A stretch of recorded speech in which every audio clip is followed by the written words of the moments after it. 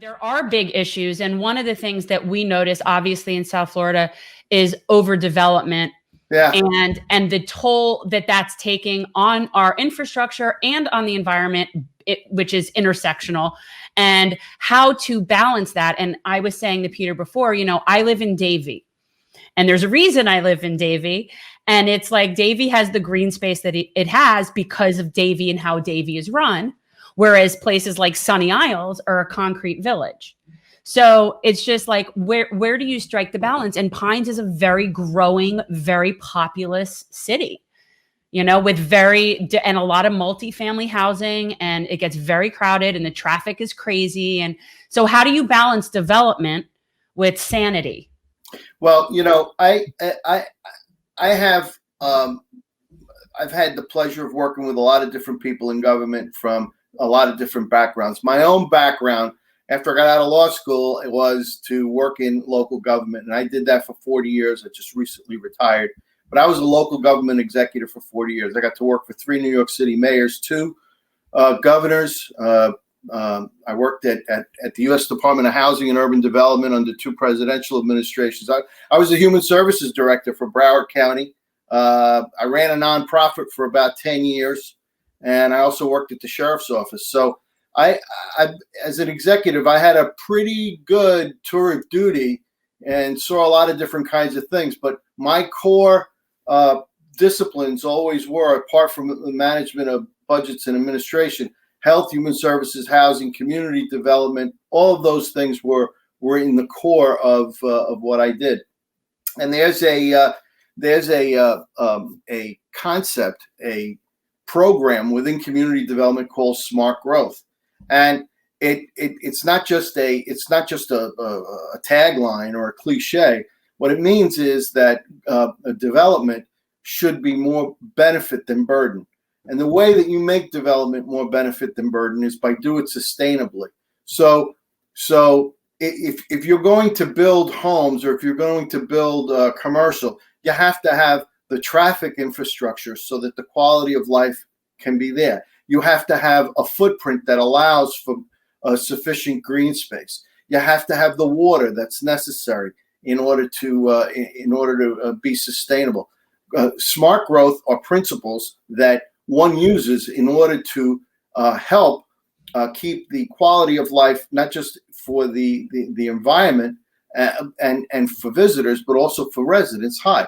And by and large, over the years, Pembroke Pines has been pretty successful. Not as I'm not putting us up as a poster child, but pretty successful compared to other cities in developing that. We have a lot of acres per capita, in relatively speaking, in terms of open space. But traffic has been a main concern of ours, and the reason that traffic is a main concern is twofold. One, because our city has a great deal of commercial.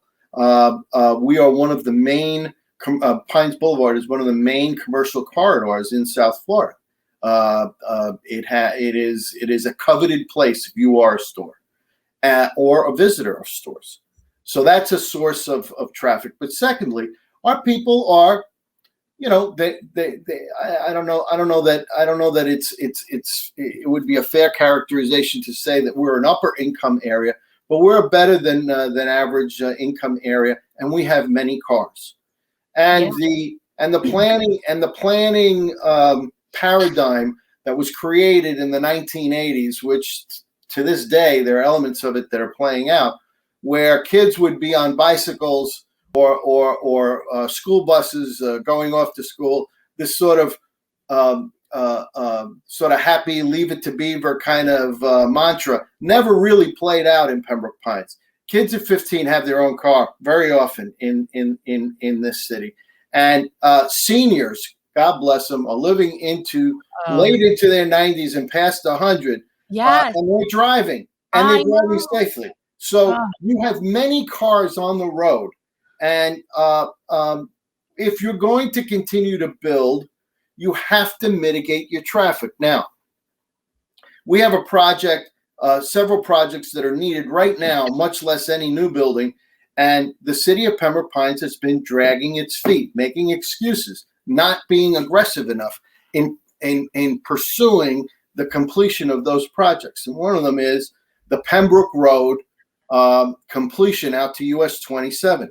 Pembroke Road currently ends at 196th Avenue, and it needs to extend by another about half mile in order to be able to get to US 27.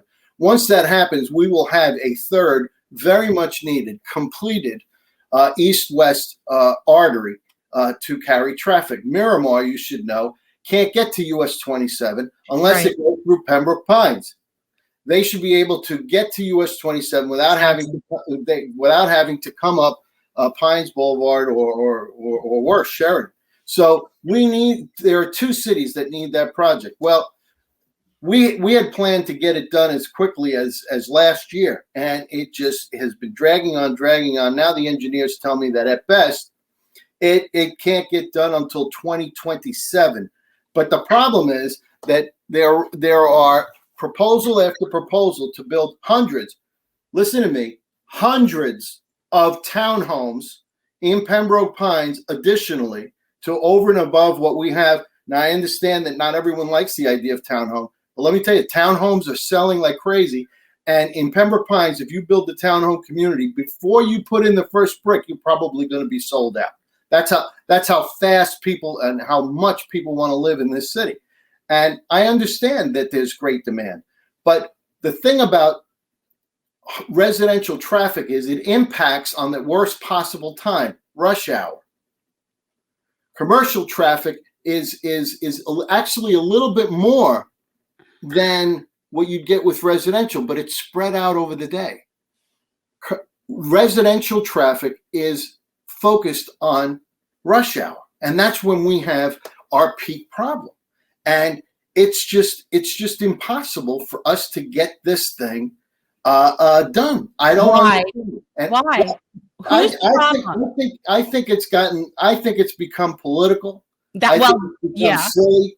And to tell you the truth, it's gotten to where when I got back after my other campaign and the residents asked me to continue serving, I just started voting no.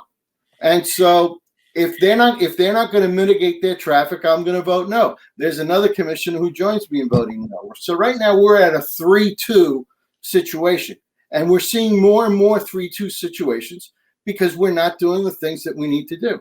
This is a city that's starting to see more crime. This is a city that's starting to see more traffic. This is a city that's starting to see more issues with in need of other infrastructure. This is a city whose fees and taxes are starting to go up. We used to be the city that our motto was can do. We were the city that can, that did, and that cared. Right now, I think we still care, but I believe we still can, but we're not doing it. And so long as that's the case, I'm voting no. I do think, if you look at the way the road extends out, what that main road is up in Sunrise to the main highway, or I think I don't know if it's 27, but the one that's off of Broward Boulevard. Yeah. But that's an area that I think is a very similar situation that Angelo. That's not anywhere near 27. No, what that's I'm saying, so far east of 27. But what I'm saying is that because of the way the roads extend, Pembroke Pines and Sunrise have very similar east to west type roads, and because of this massive traffic buildup that's happening there, it would seem to me that building out to 27 off of Pembroke Road makes so much sense on so many different levels, obviously from a jobs perspective, from a traffic perspective, from an environmental perspective. I don't understand why I don't get it. I don't get it. If they want their townhouses. So it seems I don't get it. I don't get it. And is there anything that we can do? Wasn't too long ago, the county came to all of the cities, and we all helped the residents to understand it, and they said, "Come on, let's chip in and get this traffic thing done." And we decided to go for this penny tax, and we voted it in so that and I understand that we've had COVID and whatnot, but people need work, and construction. This is the perfect time to do it, and I just don't understand what the delays are. But if they can't explain to me, if the answer is let's build the townhomes and 2027 is the current estimate. That's pathetic in and of itself. Notorious for pushing out their deadlines. So I think that we have to go back to what the rule is on smart growth. You mitigate your impacts as you build. So that once people move in, the impact's already been mitigated and your quality of life can continue. Well, our city used to do those things, and we're not doing it anymore. I remember when Pines and Flamingo, I mean, you say you're from Jersey. Let me tell you, they used to say that Pines and Flamingo were the most dangerous. It was, and there were 2 intersections in Pines in the top 5. Well, I'd like to take them to Queens and show them a couple places like near where I used to live. But it doesn't matter. It doesn't matter. It took us a year of planning and implementation, and we put in the additional turning lanes, and we did the things that we had to do to Pines Boulevard, and suddenly that intersection wasn't there anymore. Why? Because we cared, because we can, and because we did it. That's how it's supposed to be. I don't understand the connection between extending the road to 27 and having townhouses. Why can't you do both of those things? It could be. I'm voting no because they're saying that we have to wait way too much in order to get the road done. And so they're wanting to put in the townhouses without adding the road extension. And all it's going to do is make traffic worse. It's going to make it much. We need the extension to US 27 now, even without the townhouses. So all this is going to do is add more traffic in the morning without any relief. And I'm not willing to vote for that. No, I'm not going to do it. So I know it's annoyed some people, but the residents have been very supportive of my view. There's another commissioner, as I say, that has been supportive of us, and she's voting with me on this issue. And I'm hoping that we can get one more of the commissioners to, though they all live out east, to see it the right way, and hopefully we can get this thing going. How can we, because we've built obviously a grassroots organization that focuses on these types of issues. We need people to reach out to the commissioners and say that they want the road extended. Oh, absolutely. But if there are any other ideas, we're certainly open. Well, I mean, the idea is leadership. There was a time when we didn't take no for an answer in Pembroke Pines, not just because we're Pembroke Pines, but because we were relentless and because we were right. And when you're right and you have a job to do, you don't take no for an answer. Look, I mean, we can always make excuses for mediocrity, but that's not what my city is supposed to be about.